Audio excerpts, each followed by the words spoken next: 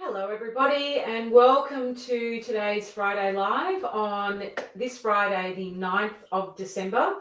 Wow, we are coming down to the final weeks of 2022. I think this might be my second last live for the year. This is the second last one. I'm not sure. I don't think I'll do one on the 23rd. So this is pretty much my second last live for 2022. So a big welcome to you if you're just joining in. As always, feel free to say hi and let me know where you're listening from. Lots of things that I want to share with you guys today. As I'm still can't believe that we're in December. I feel like where did 2022 go? It's just flown by. But wherever you are in the world, a really, really warm welcome to you. And if this is the first time you've ever joined one of my Q&As, really, I show up to these on a Friday with no real plan at all, just to see where we end up, what happens, what people need, to answer any questions that you might have, to expand on any of the things that I know some of you have found me through my Facebook and my ebook, and some of you have found me through my podcast, and some of you have been referred to me. So wherever you've come from, if there's something that I can expand on or give you clarity around anything at all, this is what the purpose of these lives are for. Hi Jane, thanks for saying hi. Nice to have you on the live. Welcome. Where in the world or whereabouts are you tuning in from? Where are you listening from? I know this is a terrible time for people in the UK because it's literally, I think, 1:45 in the morning or something crazy for you guys. But for anybody else, hopefully this works for you if you're in Canada or the US, and obviously the Aussies and New Zealanders. So doing my best to reach as many time zones as I can at this time. Oh, you're in Tassie. Okay, hi, welcome. Beautiful place, Tasmania. Gorgeous, beautiful part of the world, I have to say. Hi, Kirsten. Thanks for saying hi, honey. Really appreciate that. And anybody else who's just joining in on today's Q&A, feel free to say hi and let me know where you're listening from. And of course, if you have a question, please post it in the comments below, and I will do my absolute best to answer that for you. Now, I generally when I do these lives, and the reason why I do them on a Friday. Hi, Sandy. Thanks for saying hi, darling. Hello. Welcome. Anyone else who wants to say hi, do so. I do love hearing where people are from and who's out there listening. And Rose, hello, beautiful Rose. Hello. Oh, love it. Thanks for saying hi, everybody. Do appreciate it. So the reason why I do these lives on a Friday is because it's an opportunity for me to reflect on what's shown up with my private clients or my relatable students over the week. And generally, if there's been a theme during the week, I kind of trust in the themes that show up, because if there's been a theme and that's been across the board with a few people, then I know that that's generally something that will be helpful to more people. And that's the purpose of these, is to be of service, to see how I can add value and help in any way that I can. And as I alluded to last week, I know that with the holiday season, for those of you who do celebrate Christmas, not everybody does, but I know this is a holiday season for generally most people. It's not always a happy time of the year. It can be a challenging time of the year. It can be a really triggering time of the year for people. It can be a time, especially if the year has not gone the way that you thought it would, and many of us have had things happen in our lives where we find ourselves in a situation where we never imagined we would. Okay, very, very common theme that I see amongst my clients, amongst everybody, where people are in a situation in their lives, regardless of what that is, whether it be a relationship situation, an economic situation, a health situation, where they never imagined they would be. And I think that's a big part of our journey of life, is being able to deal with whatever comes our way. It's how we meet our experience as opposed to the experience itself. Hey, John, thanks for saying hi. I do appreciate that. Hello. And to anybody out there who's just joining us, welcome. Lovely to have you on the call. The sun is shining here in Melbourne. And it's actually a gorgeous day here, which is nice. Lockie. Sorry, I shouldn't call you Lockie. I have a son called Lachlan, And I was just speaking to him, and I call him Lockie. So I see the name Lachlan, and I just immediately go to Lockie. It's very Australian to add a Y on the end of anything. That's what we do. It's how we shorten everything. We add a Y, and all of a sudden a lovely name like Lachlan becomes Lockie. Anyway, hi, Lachlan. Thanks so much for tuning in and saying hi. Hey, Brian. Hello. Lovely to see you. Thank you, everyone, for saying hello. Now, again, just a quick reminder, if you have joined me live and you have a question, please post it below, okay? Don't be shy. Ask away. If there's something I can help you with, that's the whole purpose of these lives, is to see where I can add value and help you. No matter what it is, no question is too big, too small. I will do my absolute best. I'm an open book here. Just fire away if there's something that I can assist you with. Okay. I know sometimes people can get a bit shy because this is a public forum, but if there's anything I can do to be helpful, let me know. I guess one of the things that I was asked to revisit this week, and it's a theme that's come up this week, and I'm going to revisit it today because it's come up a little bit in my client work this week, is this, and I've had a couple of people ask me a question. So I'm just going to kind of answer this question quite generally today. So you'll find that I may not specifically answer your specific question, but I will, based on what I'm about to share, it will answer your question. All right. Can I fix your truck that's broken down in Melbourne? No, I'm terribly sorry, Brian. I can't, and I'm really sorry to hear that. But if you want to come visit, although I'm a long way from Melbourne, you're more than welcome. Whilst you're waiting for your truck to get fixed, you're very, very welcome. So sorry, no, I don't have any mechanical skills whatsoever, none. But I have a brother-in-law who's amazing with that kind of stuff. Anyway, I digress. So I have been asked to revisit this, and some of you will have seen me talk about this before, but it came up in my client work, and I figure this is something that would be helpful to all of you, especially at this time of year, because you're about to spend time with people that you don't normally spend a lot of time with, right? Extended family members, friends, etc. You are going to be spending time with people. Some of you are spending time with people that you only see once or twice a year. And for some of you, that can be quite daunting or triggering or overwhelming. And we can find ourselves over-functioning, right? Now, remember, whenever someone over-functions, someone under-functions, okay? Whenever someone over-functions, someone under-functions. This is just how it works. And I see a lot of this going on in our relationships, through the lens of trying to fix something, trying to manage something, trying to make something okay for everybody. We go into overfunction mode. And so I'm going to talk about the detrimental impact that has on relationships.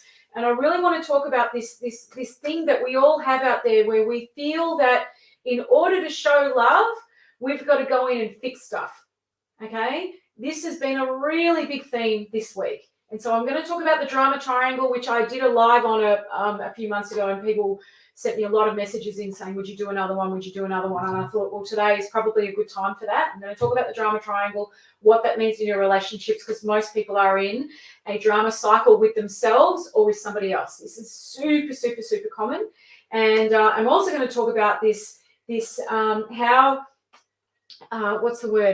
how it actually takes away from goodwill and how it blocks love when people go into fix-it mode.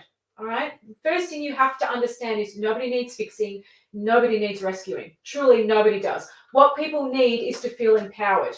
Okay. When you fix something or someone, or you go in and rescue someone, you disempower them. All right. Now, when people feel disempowered, the worst of them comes out. The worst of them comes out. So when people feel disempowered, this is when their frailties are more likely to show themselves. When people feel disempowered, they feel like they are the victim to either their thinking or life or a situation. You know, I can't help it because, well, if you didn't do that, I wouldn't do this. If that hadn't have happened, I wouldn't feel this way. They're all signs of someone feeling like they are a victim to, and I don't say this from a place of criticism, it's just the pattern that we can fall into, right? Where they feel like they are the victim to life or a circumstance or a situation. I can't help it because if you hadn't have done that, I wouldn't this, right? This is all, and if this sounds familiar to you, just know that this is the pattern you're in. It's not right or wrong or good or bad. This is just an observation. You know, if we can't observe ourselves, through a lens of compassion, kindness, and understanding, right? We don't want to be observing ourselves through ego, which is judging, criticizing, managing, comparing. We don't want to be doing that. That gets you nowhere. You just end up repeating when you observe yourself through the lens of ego. Remember, we are here to evolve. You are either evolving or repeating. Evolving or repeating. Evolving or repeating. Have a look in your life and see where you're repeating, right? You're evolving or repeating. And just be honest with yourself, right? If you have a situation that keeps repeating itself, ask yourself that question. Am I evolving? Meaning, am I looking at myself and seeing what the lesson is for me to learn? Or am I just repeating? Now, if you're repeating, chances are it's because you feel that you are a victim to something. All right? I can't help it because. It's not my fault because. Right? This only happens to me because someone else, right? Repeat. Now, please understand, if you're repeating, you are going to struggle to connect with the people around you. Your relationships will suffer. You're going to feel very insecure about yourself. You're going to take things personally. You're going to overthink, because this is what we do when we repeat. All of these things happen. We get stuck. We overthink. We project blame. We don't have any bandwidth. We don't have any patience. We're emotionally less intelligent. We lose capacity to listen. And so when we do all these things, when we're repeating, and then we get really, really stuck, and life feels like Groundhog Day, or your relationships feel like Groundhog Day, okay? Now, when you are in that cycle, these are some of the things that we do in that cycle. Oh, you know what our problem is? We're just not very, very compatible. Yeah, we're too different. Yeah, we just don't have the same values. Yeah, the fact that they're someone who really struggles to make their mind up doesn't work for me. The fact that they don't exercise enough doesn't work for me. I need to be with someone that exercises more and values fitness. Yeah, they just don't have the same values as me. The fact that they're not researchers. They don't like to research things. I'm the researcher. Yeah, that's the problem. If only I was with someone who was, more into researching things and making decisions and could see the bigger picture. Yeah, they're too focused on the detail. In fact, yeah, what the problem is? They're not focused enough on the detail. Yeah, that's the problem. That's what's wrong. Now, if you've got some of that stuff going on, I'm going to tell you that you are in repeat mode. Repeat mode. Relationships do not break down because of those things. They do not break down due to a lack of compatibility. They do not break down due to differences. They don't even break down due to different values. I promise you. I know that that's triggering for some of you, okay? Because that is the narrative that's pushed out there. That relationships break down because we don't have the same values, that we're not compatible enough, that we're not on the same page, that we don't communicate well. Now, there is something that happens before all of those things that feeds every single one of them, okay? And if you don't understand that, it will look like these things are the problem. These things become the fall guy, but they are not the reason why relationships break down, okay? They're not the reason why relationships break down. What we have got to do is to simplify all of this. You can have an incredibly close, loving, beautiful relationship with someone where you don't have a lot in common. Believe it or not, you can. You can have a beautiful, close, loving relationship with someone where your idea of, where your values seem very different. Yes, you can. Okay? Yes, you can, because there's something bigger than that at play. These things that look like a problem are merely a reflection of something else. Okay? But this is where we get stuck. And this is where we become the victim to something. Oh, the reason we don't get along is we don't have the same values. Oh, the reason that I can't connect to you is because you're too different to me. Right? I promise you that's not why you're not connecting. Okay? Because think about it. Think about this for a second. If you're in a relationship with someone, in the beginning, those differences would have been something that you found refreshing, right? Oh, I love how direct that person is. Yeah, because I struggle to really say what's on my mind. I love that they say what's on their mind, right? It's so refreshing, okay? This is how we see things in the beginning. Oh, I love the fact that, they're really great at fixing stuff and I'm not very good at it, but, they're not really big on reading books or having intellectual conversations, but they're awesome at fixing stuff. I love that, I wish I could fix stuff like that. Then what happens after a period of time? Those things become the problem. I can't stand the fact that we don't have intellectual enough conversations. The facts that they can fix stuff isn't enough for me. I mean, I can outsource that stuff. Right? This is what we do. It's hilarious when you see it. And when I say hilarious, I'm not mocking you, but I just want you to know this is why I call us the very funny little human. Because, we have these very human frailties that we're in denial about, or we feel ashamed of, or we avoid, that we don't really want to look at, that are very human. It's just part of being human, right?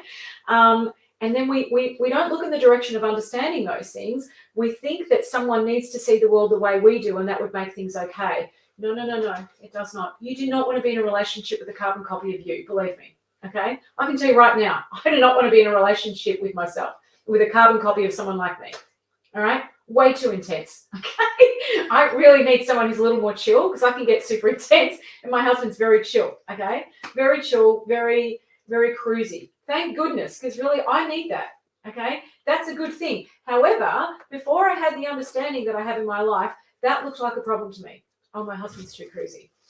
He's too chilled. I need someone who's more, like, let's go, let's make it happen. I need someone more like that. That's what I believe to be true. Nothing could be further from the truth, right? Now that I understand myself and I understand the way things work, I'm very grateful for the fact that my husband is very different to me. Because together we complement each other well. But when I'm insecure within myself, I'm going to see that as a problem that needs changing. Okay? So, it's so interesting. Now, when you look at things like that through the lens of we're too different, we're too this, we're too that, you fall into the trap, and I'm going to cycle back to where I started this conversation. You fall into the trap of wanting to fix. Okay? Oh, if only they could understand my point of view. If only they could do things the way I do them, then we'd be okay. If only they were less like that and more like this. This is what we get into, right?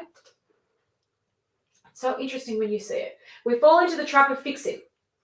We fall into the trap of rescuing. Now, once you do that, the relationship goodwill starts to fall through the floor.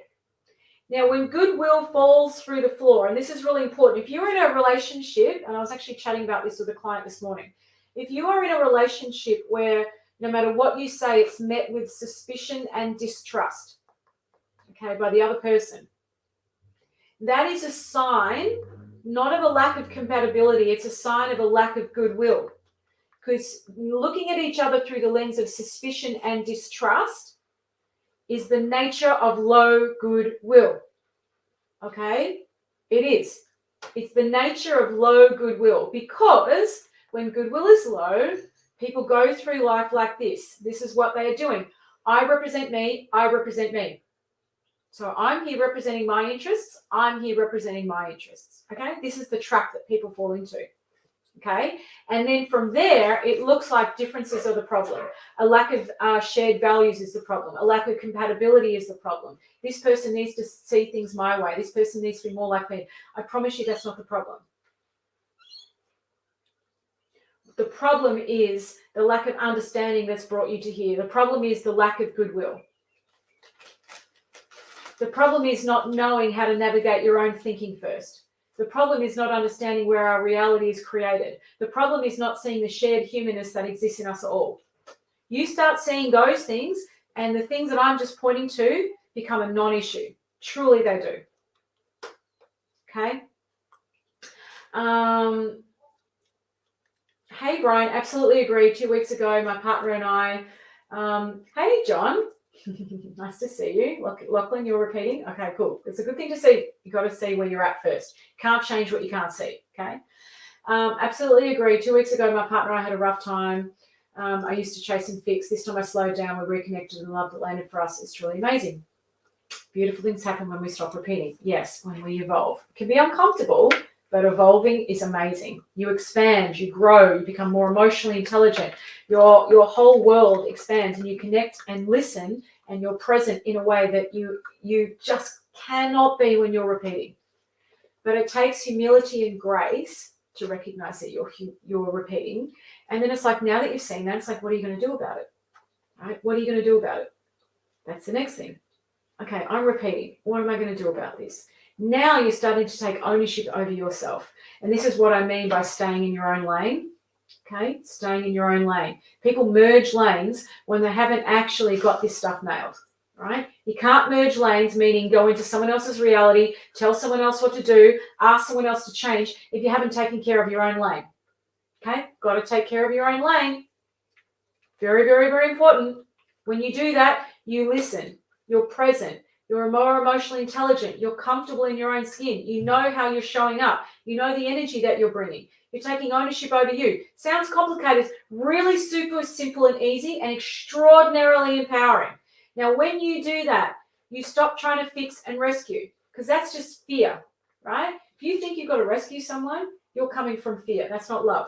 If you're rescuing someone, what you're unintentionally telling that person is, you can't work this out for yourself. You need me to do it for you. Okay? People don't need that. That doesn't empower someone. That keeps people stuck in a victim cycle. Now, please understand, when you're in a victim cycle, and we've all been there, right? When we feel disempowered, the quickest way to get your power back is to get angry, right? And there are lots of different ways in which we express that. It can be expressed through withdrawing love, shutting down. That's a withdrawal of love, right? It can be expressed through passive aggressiveness, huffing, puffing, slamming doors, walking around but not really saying anything. It can be expressed obviously through yelling and screaming, and obviously it can be expressed through people being physically, right? Being very physical, punching walls, throwing things and harming one another, right? So, and I'm not saying any of that's okay, but just understand when you've been feeling like a victim for a long time or someone else is, that's really the only place you've got to go.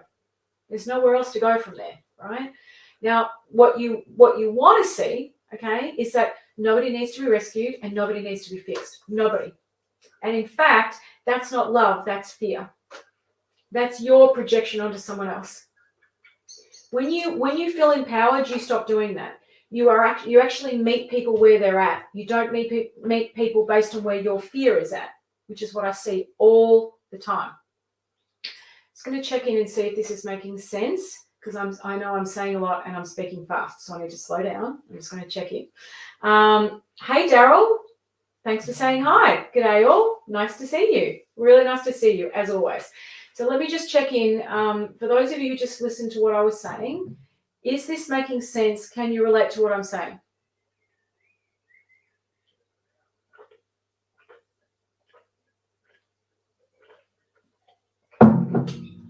Hey, Melissa. Haven't seen you for a little while. Thanks for saying that. Nice to see you. Hello. It's making sense. Okay. You can relate. Okay, perfect. Now, the reason why I'm bringing this up now is because this is the time of year, and look, it happens all through the year, but this is the time of year where wanting to fix and rescue can really rear its ugly head, okay? Maybe you've got in-laws coming over and the in-laws have your partner feeling nervous. I've got a client who's got her Italian family coming over from Italy for the first time, because we've been in lockdown for so long here. She's in Melbourne, and she said their English isn't great, and my mum can be really, really super critical, and I'm really nervous about how they're going to be around my husband. My husband's getting really nervous about it, and we're both I keep going in and I can feel myself micromanaging my husband and micromanaging everything. And I know that's not helping and it's causing friction, right? So there's someone going into fix-it mode. Instead of stepping back, holding space, trusting that her husband will work it out, and trusting that, and this is where your relationship with life is very, very important. Remember, I talk about the 3 areas of relationship. Your relationship with you, your relationship with life, and your relationship with others. These are the 3 areas. The 3. Very, very important. When you do these 3 well, and the solution to those 3 is the same, by the way. It's not hard, but you've got to do these things well, right? These are the basis with which you live your life from. Life becomes so much easier in every single way. Work becomes easier, parenting becomes easier, your intimate relationships become easier, it's much easier to deal with uncertainty, with change, right? all of it becomes so much easier. Making decisions becomes easier. Getting over things becomes easier. Letting things go, putting the past away, all of it becomes easier. You become less frightened of the future. All of these things which have us bring out our frailties more often, okay, which have us micromanage, have us go into fix-it mode, which have us go into rescue mode. None of those things are good for goodwill, and they don't feel good for you either, all right? And they really detract from your ability to stand in your power, for you to be sovereign, for you to speak your truth, and for you to really, really, really, truly live from a place of love, to bring love into your life. You know, one of the modules in my Relatable program, module 6, which we get towards the end, is called Letting Love In. And I have it there at that point of the program because with everything that I've taught, I take people to that point where they're actually ready to really see where they're not letting it in and where they are and how to bring more of that into their life, because this is super, super important. You might be listening to this and think that sounds really corny. I'm like, it's such an important part of your life. It is the most powerful force on the planet. And there's a reason for that.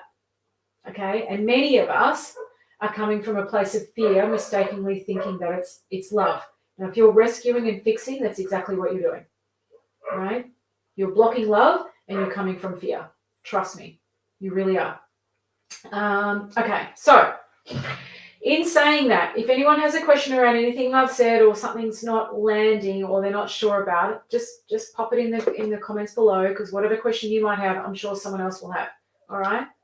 So what I'm going to do here is I'm just going to talk you through the drama cycle, which I know so many people are, and you can have a look and see where you are in that, in whatever situation it is. You know, think of a situation that maybe you're struggling with, or the situation where you feel that you might be repeating as opposed to evolving.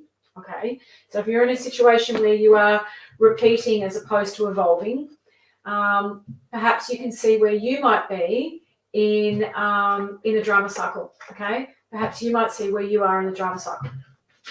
So the drama cycle has 3 players. Okay, and like I said earlier, you can be in a drama cycle with yourself. Okay, so this might be something where you see you do this with yourself. All right, so I'm going to hold this up to the camera in a moment. So here's the basic outline of the drama cycle. You've got 3 players, player 1, 2, and 3. Okay, and player 1 or person 1 is the rescuer. Okay, then we have the victim, and then we have the aggressor. Okay, I'm going to hold this up for you again. Drama cycle: rescuer, victim, aggressor. Okay, now the rescuer, this is the characteristics of the rescuer. The rescuer is the person who comes in and fixes stuff. The rescuer is the people pleaser. The rescuer is also the martyr. Okay, don't worry, I'll do it. Oh, don't worry, I'll just get it done. And then they get frustrated because nobody helps them, or they feel like they're doing everything on their shoulders, or, you know, maybe mum comes over and minds the kids for an hour, and instead of taking time for yourself, you fold washing, or you do dishes, or you vacuum the floor, because if you don't, nobody else will do it. Okay, so we get caught up in this martyr role. Okay, it's very, very common with the rescuer. Okay, now the rescuer is just looking for love. Okay, like we all are. The rescuer is looking for love, and the rescuer mistakenly believes that by cleaning the house, by cooking everything, by doing everything, by taking charge of everything, by managing everything, by making sure everyone's okay, by rescuing everyone, that they will get love. Now the problem with that, okay, and I want you to see if you can relate to anything I'm saying. You want to look at yourself through the lens of your own innocence in all of this. Okay, we're all innocently just doing the best we can with the thinking we have in any given moment of now. All right, so this isn't about right or wrong. This isn't about judgment. Take the judgment away. You can't evolve through judgment. You just repeat through judgment. Okay, and we're here to evolve. So if you're judging yourself, you are now repeating. Just understand that. Okay, you can only evolve through love. You cannot evolve through judgment. Judgment makes you small. Love has you expand. Okay? So The rescuer is kind of thinking, okay, you know, they're looking at this person down here and going, oh, this person's upset by XYZ. I'll fix it for them. Or, oh, this person doesn't have any money. Don't worry, I'll give it to them. Oh, this person hasn't cleaned their room. You see this with a lot of parents and teenagers. I'll do all your washing. I'll clean your room. And then the teenager comes home and yells at mum, I don't want you to do that for me. Get out of my room. Leave me alone. And mum feels really, really unappreciated. Okay? So the rescuer is looking for love. And the characteristics of the rescuer, they're often a martyr, generally manipulative. I've done this for you, why don't you do this for me? There's generally a lot of horse trading going on there. Okay. The martyr can often be doing a lot of people pleasing. The rescuer can often be doing a lot of people pleasing. All right. Just some of the characteristics of the rescuer. Now, what happens here is this person who's in victim mode, who's feeling like life is bigger than them, it's too hard for them, they don't know where to begin, they don't know what to do. And, you know, you've got to understand when people feel like they're in victim mode, they feel very disempowered, okay? They feel very stuck. They feel very overwhelmed. It feels like life is bigger than them. It feels like they can't help it because, right? Now, when we feel this way, it feels awful, right? And I get it. We've all been in that space. We've all been in that space. But when we feel this way, guess what happens? We feel very disempowered. We feel stuck. We feel small. We feel not enough. We feel that we get frightened. We think, can I ever change? Do I have what it takes? We get all of this stuff going on. We think. The rescuer's thinking too much as well. We're in our analytical mind. We're generally coming from ego. And we get to a point where we've had enough. We go, I've had enough of feeling this way. And again, we move to the aggressor. The aggressor. So, sorry about my terrible writing. Disempowered, stuck, overwhelmed is what I'm saying here. We move to aggressor, okay? We get super angry. And as I said before, we become the aggressor by withdrawing love. It's a very aggressive thing to do to withdraw love from someone, to shut down and withdraw love, okay? We withdraw love. We withdraw, we shut down, we become passive aggressive, we yell, we scream. And then there is the physical side of things that can happen with people. And when we move to the aggressor, guess who we are taking that out on? We become very angry with the rescuer. Okay? And this is how you end up in a cycle. You go rescuer, victim, victim, aggressor, aggressor, rescuer. Okay? So the aggressor now is very angry with the rescuer. And guess what happens? Once this happens, the rescuer becomes the victim. And then they're stuck in all of this thinking, after everything I've done for you, you know, I've sacrificed this, I've done this, you haven't done that, I do more for you than you do for me, blah, blah, blah, blah, right? We get caught up in all of that. And then we work ourselves up, we evidence gather, we get really, really upset, and then we move to there. And it just goes round and around and around and around and around and around and around and around and around. People can be like this for decades. Now, of course, as you're moving around, you're in this toxic cycle of disconnection, and guess what? No goodwill. Because let's think about it. What's the one thing every single person in this cycle has in common? They are representing their own interests. Okay? This person wants love, and if I do all this for you, hopefully you will love me. This person here is really, really stuck and doesn't believe that they have what it takes, struggles to pull themselves out of that hole, is focused on themselves. It's very much me focused. All of these things are me focused, right? That's what they have in common. Now, when you're me focused, there's no we, is there? Where's the we here? There's no we. It's all about me, me, me, me, me, me. No we. When it's all me, no we, no goodwill. Now, when there's no goodwill, everybody looks at each other through a lens of suspicion and distrust. They take everything personally. Now, as soon as that starts happening, That's when we have we're not compatible, we're too different, we don't have anything in common, we don't share the same values, I've married the wrong person, or I'm in a relationship with the wrong person, or how did I end up here? And we go round and round and round, and we just get more and more and more and more and more stuck. Okay, you can really relate, Jane? Okay, great. Anybody else relate to what I'm talking about? Can you see yourself in that? And if you can, where do you think you are right now? And again, this could be, you can be in a drama cycle with yourself. Okay? This can be a very personal thing with you. You're blaming yourself, judging yourself, etc. Right? Getting angry with yourself because you could have done that better. And you're analyzing everything you've done or said. Why did I say that? I shouldn't have said this. I should have done this. I should have done that. Then you rescue yourself by what? Having a drink, having something to eat, distracting yourself, making you feel good. It doesn't matter. It doesn't matter. I'm just going to get drunk tonight, or I'm just going to pop this pill, or I'm just going to do this, or I'm just going to, right? Say that? So you can be in a drama cycle with yourself. But you want to understand that every aspect of this, every part of this is a state of disempowerment. Every aspect of this is a state of fear. Every person here is blocking love. Okay? Unwittingly, innocently, not realizing it. I really, really want you to know, nobody needs to be rescued. Nobody. Nobody. You are doing nobody any favors by doing that. And you create this very toxic cycle where people don't take responsibility for how they show up. Okay? Where people don't know how to take care of their own stuff. You know, I see this with people who are unable to regulate their own emotions. Okay? This happens a lot in relationships. People aren't great at regulating their own emotions. And I get that. People haven't been taught that. And everything I teach in Relatable helps you with this stuff. All of it, by the way.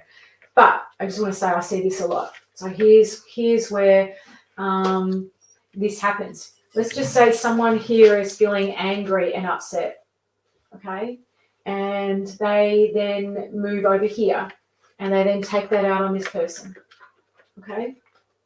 Now this person goes into pleaser mode and fix it mode, and it's okay, and don't worry, I know you're angry, and and you know, sometimes that's okay, but if you're doing that the whole time, you are now becoming someone else's emotional regulator. So guess what happens? Every time they get angry, they take it out on you. Every time they feel like a victim, they take it out on you. And you just go round and round and round and round. Instead of being able to go, hang on, I'm not in a great frame of mind, I shouldn't have said that, I'm sorry. And people learning how to clean a mess up, they just go round and round here. Now, if you are being someone else's emotional regulator, this is where you are. And then you go from here to here to here to here to here. I see this all the time. So I want to do a check-in. Can people see what I'm talking about here? Can you see perhaps where, sorry, let me hold that up a bit closer. Sorry about my writing.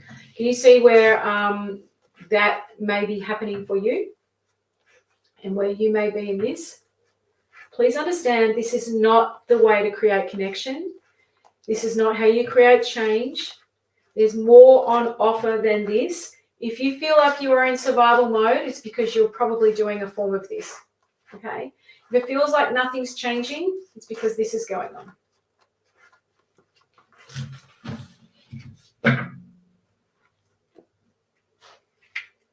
So I want to check in. Is this helpful? Making sense? Sorry, I've got a puppy crawling around on the floor, chewing on my chewing on one of my computer cords. It's not plugged into anything, but I'm just making sure he's not chewing on anything he should.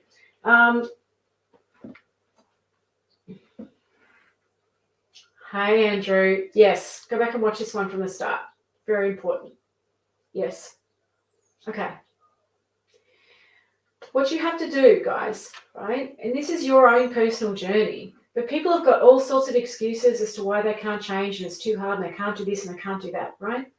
You have to get to a point in your life where you're going to say, I'm not doing this anymore. I'm not living like this for another second. I'm going to do whatever it takes to change this, because you have the power. You do, right? It's not up to anyone else to fix this for you. It's up to you.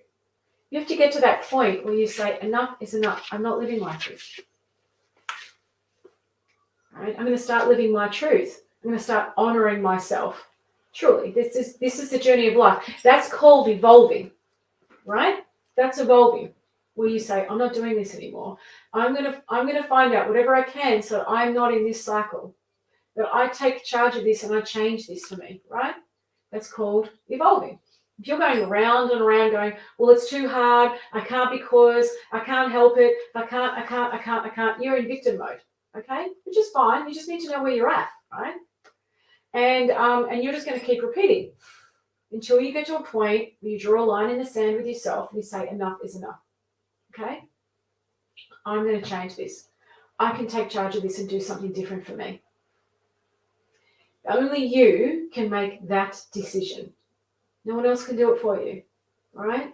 And you can't do it for anybody else. If you're trying to do that for somebody else, please stop. It's exhausting. It has to come from them. They have to want to create change, right? And if they don't want to create change, that's okay. But stop trying to tell someone that they need to be different. They have to come up with that realization. You know, I was actually just saying this to a client earlier. He's in a really toxic relationship. And I said to that person, I said, look, you know, because a lot of people come to me and say, my partner's got mental health issues, or my partner's got, you know, there was a lot of people asking me about ADHD yesterday. My partner's got, you know, mental health issues. Fine, but they're very common in relationships. And that's not a problem. Meaning, we've all got stuff going on. But if you're in a relationship with someone who is refusing to acknowledge or do anything about that, okay, that's on them. Make sense? If they are refusing or acknowledging to acknowledge and do anything about that, that is on them. And so then you have to decide, because you still have a decision around this. Okay, am I okay to be in a relationship with someone that won't change this? And you might say you are, and that's okay. Like, this is not right or wrong, but you've got to be honest with where you're at. Okay? It's one thing for someone to have some stuff going on, because we all do. But it's another thing if they're not prepared to do anything about that.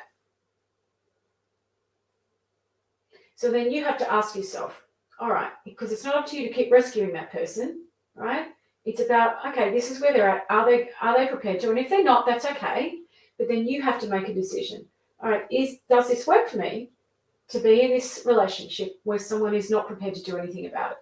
Okay? And it doesn't have to be this big dramatic thing. It's just being really clear. This is why I talk about clarity of mind being so important. Understanding how to navigate your own thinking, knowing how we create our reality, recognizing when you have thinking you can trust and when you're thinking you can't trust, recognizing when you're in a healthy frame of mind, when you're not, knowing where you are. This is super important, guys. Like, this is the foundation of everything. This is everything that I teach. When people have that as their foundation, everything becomes much easier. We don't end up in these toxic cycles. That just stops. Okay? You start living in a completely different feeling. You start knowing where you are. You start creating goodwill. You start connecting from a completely different space, and you create a completely different baseline with which you operate and you are in relationship from. And you would be amazed at the impact that has on everything around you, surely. But you have to make that decision, okay? So, in conclusion, as we get closer and closer to that time of year where people are going to be spending time with people they don't normally spend so much time with, and there's in-laws and family members and all sorts of things, maybe grown children that you don't see very often. Understand where you are in the drama cycle and choose something else, okay? People don't need to be rescued. People do not need to be fixed. People need to be empowered, but empowerment starts with you, all right? Now, if anybody wants to know more about what I'm talking about, I teach all of this and then some in my online program, Relatable. Okay, here is the link. It's not too late to start. Find out everything that I'm talking about here in a really in-depth way so that 2023, so that Christmas is different. enables you to bring something else to the table. Okay? You have the power to create that change.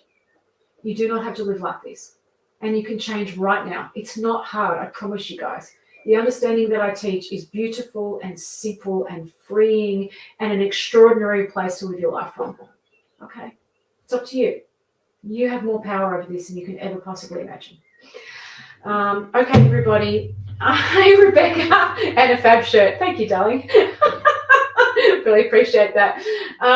Thank you, John. John's doing Relatable. It's their best program. That's right. A few people here doing it. So, if you've got a question about it, ask away. Some of them are online now. They'll give you honest feedback. I don't ask people to say this stuff. This is just what they see for themselves. All right, everybody. I will be with you next Friday. It will be my last Facebook Live for the year. So if you have a question that you want to ask me, if there's anything that I can help you with, please send an email to hello@fionalukis.com.au and just say Friday Live Q&A in the subject line, and I will answer it for you next Friday. Okay? Until then, take care, everyone. I hope this has been helpful. See you soon. Ciao.